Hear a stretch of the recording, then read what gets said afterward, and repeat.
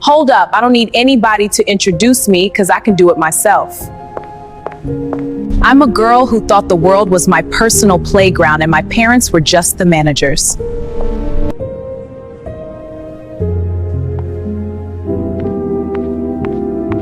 My father, a billionaire. Me, his only child. My specialty, insulting my parents like it was an Olympic sport. Honey, I was convinced, absolutely 1000% certain that one day, my father's billionaire empire would fall into my perfectly manicured hands like ripe fruit from a tree. Can someone tell me how I went from this to that? Just embrace it, darling. These are perfect for the new you. No! This can't be happening. Do you know who my father is? Let me tell you about Amara Okoy, a girl who thought the world was her personal playground and her parents were just the managers. Her father? A billionaire. She? His only child. Her specialty?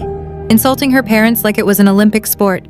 And honey, she was convinced, absolutely 1000% certain, that one day her father's billion-naira empire would fall into her perfectly manicured hands like ripe fruit from a tree. What she never saw coming was the day her parents would strip everything away and ship her off to a place where "my father is Chief Okoye" meant absolutely nothing. Buckle up, but don't forget to like, subscribe, share, and comment. This one's a ride. Picture this: Lagos, Nigeria, Banana Island. The kind of wealth that makes regular rich people feel poor. As Amara Okoy didn't just grow up privileged, she grew up in a bubble so protected, so cushioned, that the concept of consequences was basically a foreign language to her. Her father, Chief Nnamdi Okoye, was the kind of businessman whose phone calls made politicians nervous and whose handshake could seal multi-million-dollar deals. Oil services, real estate, logistics. If it made money in Lagos, Chief Okoye probably had his fingers in it. And Amara? She was their miracle baby, their only child after years of prayers and hospital visits and whispered disappointments. So naturally, they spoiled her rotten. I'm talking aggressively spoiled. Like, I want a white Range Rover, at 16 spoiled. I don't like this food, make something else, to professional chefs spoiled. Do you know who my father is? To everyone spoiled, Mrs. Kioma Okoye, who'd once been a fierce businesswoman with her own fashion empire, had turned into the kind of mother who couldn't bear to see her daughter cry. One tear? Game over. Whatever Amara wanted, Amara got. Chief Okoye? Steel in the boardroom, butter at home. One, "Daddy, please," in that whiny voice, and the man crumbled like chin-chin in hot tea. By 16, Amara had learned the most dangerous lesson a child can learn, that love means never being told no.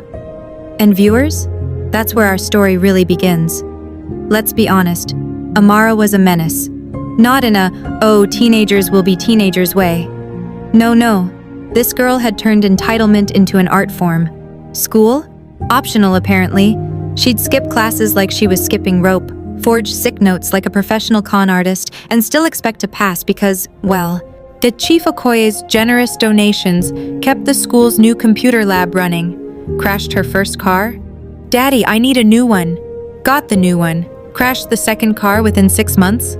Laughed about it over mimosas with her equally spoiled friends at brunch in Victoria Island.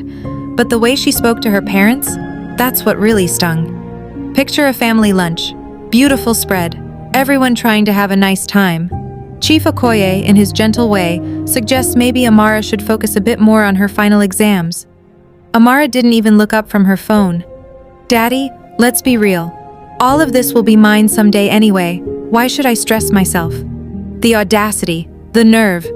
Mrs. Okoye's fork literally clattered against her plate. Chief Okoye's jaw could have cracked walnuts. But did they say anything? No. And that silence? Oh. That silence was feeding a monster they didn't even realize they'd created. See, Amara had figured out the formula. Push until you see pain in their eyes, then dial it back just enough. Cry if necessary. Remind them you're their only child. Watch them fold like cheap lawn chairs. It worked every single time. She didn't see the way her mother cried quietly in her bedroom after particularly brutal arguments. She didn't notice her father staying up late in his study, wondering where they'd gone wrong. All Amara saw was power, and she was drunk on it. As Amara hit 17, she went from difficult teenager to absolute nightmare, faster than you can say generational wealth. She was clubbing in places where bouncers knew her by name and never checked ID. She was rolling up to school events in designer outfits that cost more than her teachers' monthly salaries. She was treating house staff like they were invisible and family friends like they were obstacles. At society gatherings, you know the type, where old money meets new money and everyone pretends to like each other, Amara was becoming a problem. The other parents whispered. The society bloggers took notes. But nobody said anything to Chief Okoye's face because, well, he was Chief Okoye. Then came that Thursday. Oh, viewers. That Thursday was spectacular in its disaster. Chief Okoye was hosting Chinese investors at their home. We're talking serious money, hundreds of millions in potential partnership. Everything had to be perfect. The house was gleaming. Caterers were executing like it was a military operation, Mrs. As Okoye had on her business charming face, Amara was supposed to appear briefly, be respectful, then excuse herself. Simple, right? Wrong. This girl rolled up 2 hours late, dressed like she was going to a beach party, not a business dinner, words slurring just slightly because she'd been pre-gaming with friends. Chief Okoye tried to handle it quietly. He really did. He pulled her aside gently, hand on her elbow, voice low. Big mistake. Amara jerked away like he'd burned her. Please don't lecture me in front of your staff, Daddy. Her voice carried across that dining room like a megaphone. Everyone froze. Forks stopped midair. Conversations died. You built the company, yes, but let's not forget who's going to inherit it. Me. So maybe show a little respect. You could have heard a pin drop in the next state. Then the Chinese investors looked confused and uncomfortable. The executives stared at their plates like they'd discovered something fascinating in the jollof rice. Mrs. Okoye's hand actually trembled, reaching for her water glass. And Amara? This girl laughed, bright and careless, like she'd just told a hilarious joke instead of publicly humiliating the man who'd given her everything. But her parents weren't laughing. They weren't shouting either. They just looked broken, exhausted, like something inside them had finally, irrevocably snapped. After the guests left, awkwardly, quickly, with promises to follow up later, that everyone knew meant, we'll take our money elsewhere. Mr. and Mrs. Okoye sat in his study until the sun came up. They'd built empires. They'd overcome obstacles. They'd won battles in boardrooms and marketplaces. But they were losing their daughter. And that Thursday night, they decided to do something radical. Something that would either save Amara or destroy their relationship forever. There comes the unthinkable decision. Friday morning dawned bright and beautiful, completely unaware of the chaos it was about to witness. Amara woke up late, shocking absolutely no one, stretched lazily, and reached for her phone. Account access restricted. Contact administrator. She blinked. Tried again. Same message. Okay, weird. Must be a glitch. She grabbed her backup card, went online, tried to check her allowance account. Access denied. Now she was awake. She called Emmanuel, her driver, straight to voicemail. She looked out the window. Her car, gone. Now she was panicking. She flew downstairs in her silk pajamas, heart pounding, and ready to demand answers. Her parents were waiting in the living room like they were about to conduct a business meeting. Dressed, calm, terrifyingly composed, on the coffee table sat a brown envelope and a single packed suitcase. What is this? Amara's voice pitched high. Why aren't my cards working? Where's Emmanuel? Why is there a suitcase? Mrs. Okoye spoke first, and her voice was steady despite the tears already forming. You need to pack properly, Amara. You're leaving today. Amara laughed, nervous, disbelieving. Leaving? What are you talking about? Leaving where? Chief Okoye slid the envelope across the table like he was making a business deal. Inside, enrollment papers for Grace Disciplinary Academy, a boarding school, in rural Ogun State. The kind of place where troubled rich kids were sent to find themselves. Amara's hands shook as she read. This is a joke! This is a joke, right? Tell me this is a joke! 1 year, her father said quietly. No allowance, no family name to protect you, no special treatment. "You can't do this!" Amara's voice cracked, raw and desperate. "You can't just send me away like I'm nothing." And here's where Mrs. Okoye broke your heart, viewers. She whispered, tears spilling. "We're sending you away because you're everything, because we love you too much to watch you become someone even you won't be able to live with." What followed was ugly. Amara screamed, she cried, she said things so cruel, so cutting, that her mother flinched and her father's eyes went dead. But Chief Okoye said only one thing: return. If you choose to return with the return, if you choose to return with the right heart, we'll talk about your future. But that inheritance you were so sure about, you'll earn it, like everyone else, starting from zero. The car came at noon. Amara sat in the back seat in complete silence, watching Lagos disappear in the rearview mirror, her entire world crumbling with every kilometer. And viewers? She had no idea what was waiting for her. Grace Disciplinary Academy was Amara's worst nightmare, wrapped in a modest building with peeling paint. Let me paint you a picture. 5 a.m. wake-up bell that sounded like it was personally attacking you. The cold bucket baths because hot water was a weekend privilege. Breakfast that was nutritious but definitely not gourmet.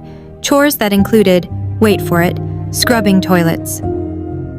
Amara stood in the doorway of her assigned dormitory on day 1, looking at the room like it had personally offended her entire bloodline. 8 narrow beds, thin mattresses, 1 shared bathroom, girls staring at her with expressions ranging from curious to completely unimpressed. The dorm matron, Mrs. Adeyemi, was a woman who looked like she'd been carved from mahogany and patience, iron gray hair pulled back, eyes that had seen 1,000 spoiled children and had exactly 0 tolerance left. "My father is Chief Nnamdi Okoye," Amara announced, chin up, voice dripping with the authority she'd wielded her entire life. "Oh, I don't think you understand who I—" "Bed 7, Mrs. Adeyemi interrupted, not even blinking. "Chores start in 10 minutes. Bathroom cleaning today." The other girls tried to hide their smiles. Amara's jaw dropped. "I don't think you heard me. I heard you just fine. Bed 7, 9 minutes now." Viewers, Amara was shook. The first week was a disaster movie in real time. She refused to wake up at 5 a.m., got punished with extra chores. She talked back to a teacher, got sent to scrub the dining hall alone while everyone else had free time. She tried to bribe a student with promises of money if they'd do her work. The girl just laughed. "Your money doesn't work here." For the first time in her life, Amara's currency was worthless. Nobody cared who her father was. Nobody feared her tantrums. Nobody bent to her will. She cried herself hoarse that first week, like ugly crying, the kind where your face swells and your throat burns and you can't catch your breath. By week 2, she was barely speaking, just going through the motions like a robot with a dying battery. But week 3? Week 3 is when something cracked. Not broke, cracked, like a seed splitting open before something new can grow. She started noticing things, like Blessing, a girl whose school fees were paid by her entire village pooling money together. Blessing led morning prayers with this quiet dignity that Amara had never possessed, never even knew existed. Like Chinasa, who woke up early voluntarily to help younger students with their homework. Like how respect wasn't bought or demanded here, it was earned, through consistency, through kindness, through showing up even when it was hard. One night, after a particularly brutal day where Amara had been punished for sneaking contraband snacks, she lay on that thin mattress staring at the ceiling, and the truth hit her like a Lagos traffic accident. She'd never been confident in her life. She'd just been protected. Confidence came from knowing yourself, from building something yourself, from facing challenges yourself. Protection came from hiding behind other people's power. And honey, she'd been hiding for 17 years. Months passed, and something miraculous happened. Amara stopped counting the days until she could leave. It started small. She said thank you to the kitchen staff who served meals. Actually said it and meant it. She apologized when she was wrong instead of making excuses. She listened when Mrs. Adeyemi explained why discipline mattered more than comfort. "Structure isn't punishment," Mrs. Adeyemi told her once. "Structure is freedom. When you master yourself, you can go anywhere." Amara had rolled her eyes, but the words stuck. She started waking up at 5 a.m. voluntarily. Not because she had to, but because she wanted to prove to herself she could. She helped younger students with their reading. She mediated conflicts instead of causing them. The girls who'd avoided her at first started including her, started trusting her. During a particularly hard week when Amara nearly gave up, Blessing sat next to her during evening study time. "Why are you being nice to me?" Amara asked quietly. "I was awful when I first got here." Blessing smiled, this beautiful warm thing that reached her eyes. "Because who you were doesn't define who you're becoming. We all get to choose, every single day, which version of ourselves we want to be." Viewers, those words planted themselves in Amara's heart like seeds in good soil. She started choosing differently.